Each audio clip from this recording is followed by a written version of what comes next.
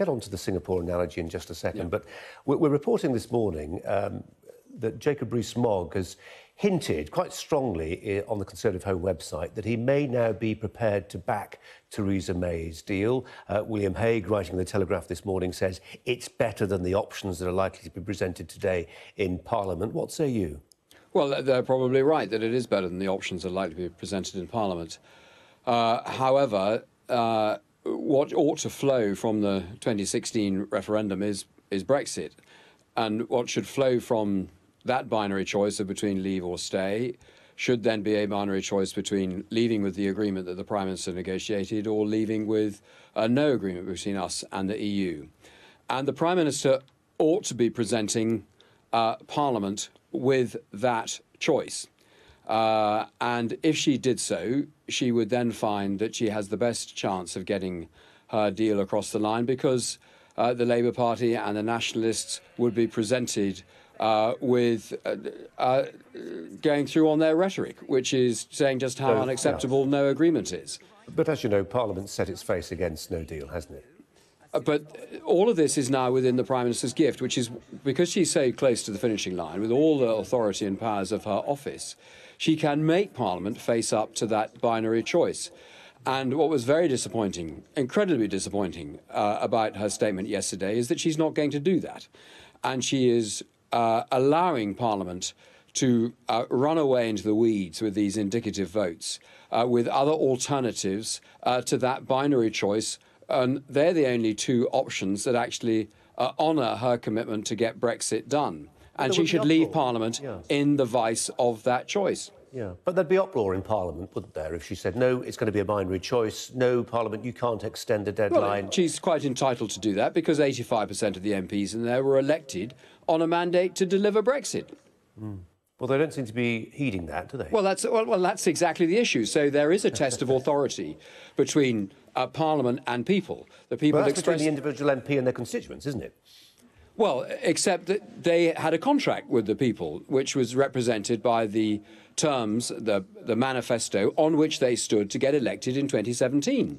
And all the Labour and Conservative MPs, possibly with the exception of Ken Clarke, whose position would have been extremely well known, were elected to get Brexit done.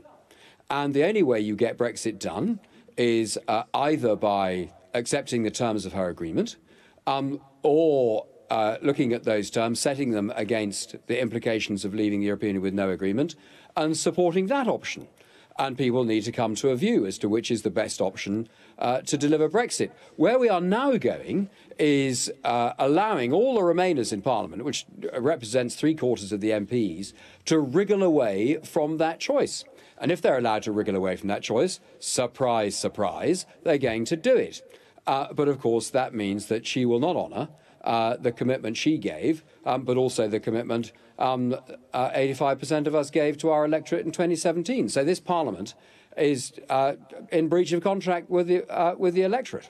I mentioned your Singapore analogy. You said yesterday, I quote, that her statement will represent the most shameful surrender by a British leader since Singapore in 1942. Churchill eventually won that war. Well, I said since.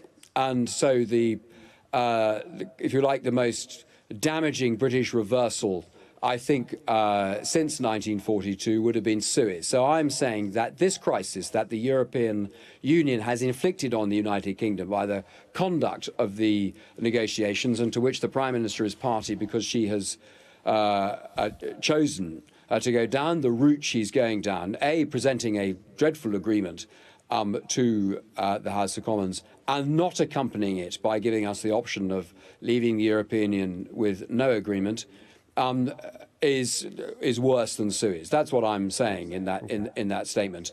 And be under no illusion, the damage to national self-confidence and the national psyche from this episode will be as bad, if, in my judgment, worse than what was inflicted by the Suez crisis. That represented a reality check on the United Kingdom about the limitations of our power. What we have inflicted and are inflicting on ourselves is the closing off of the opportunities that come from leaving the European Union and moving to a different global role. OK, just two quick thoughts, if I may. I quoted the last part of your statement from yesterday. Earlier on, you talk about the behest of this Remainer Parliament. Yeah.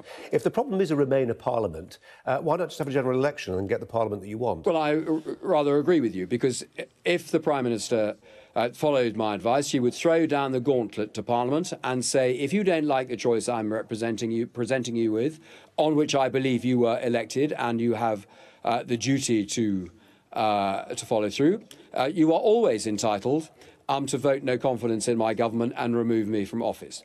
And then there would be a general election. That, or the people who remove from office could, of course, choose to support Jeremy Corbyn in a coalition government to do the opposite of what we were elected. And now that choice is open to parliamentarians, and I would, in those circumstances, of course, am then prepared to follow through for my party to go back to the country to say, we are going to get this done.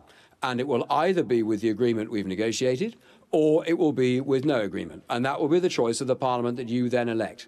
And that would be the mandate I would seek as an advice that whoever the next Conservative leader is, or indeed this Conservative leader, to present to the electorate. So if you're asking me, does that mean there might be a general election if you follow my route? Yes, of course it does.